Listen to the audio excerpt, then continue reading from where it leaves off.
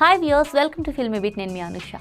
King Akkineni Nagarjuna తన చిన్న కొడుకు అక్కినేని అఖిల్ వివాహాన్ని తాజాగా జరిపించారు. మనకు తెలుసు, జైనబ్ బ్రబ్జీతో జరిగిన ఈ వివాహం హైదరాబాద్లోని నాగార్జున ఇంట్లోనే జరిగింది. అతి కొద్ది మంది అతిథులు మాత్రమే ఈ వేడుకకు హాజరయ్యారు. అయితే వివాహానికి చిరంజీవి కుటుంబం, రాజమౌళి తనయుడు కార్తికేయ, ప్రశాంత్ నీల్, శర్వానంద్ తదితరులు హాజరయ్యారు.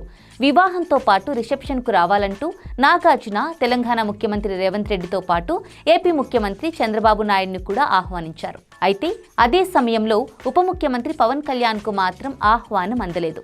నాగార్జున పవన్ కళ్యాణ్ మధ్య స్వల్ప విభేదాలు ఉన్నాయని, అందుకే వివాహానికి ఆహ్వానించలేదని ఇప్పుడు వార్తలు వస్తున్నాయి. అయితే చిరంజీవి కుటుంబంతో నాగార్జునకు చాలా సన్నిహిత సంబంధాలున్నాయి, మనకు తెలుసు. అటువంటప్పుడు పవన్ కళ్యాణ్తో విభేదాలు ఏముంటాయి అని అక్కినేని అభిమానులు అంటున్నారు.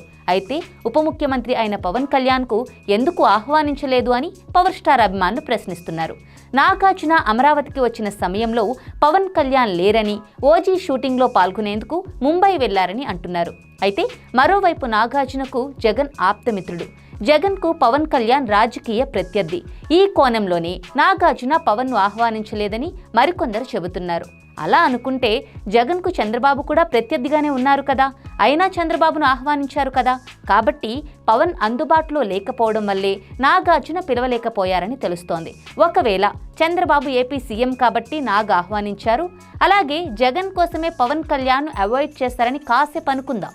అలాంటప్పుడు నాగ్ జగన్ని కూడా వివాహానికి ఆహ్వానించలేదు కదా.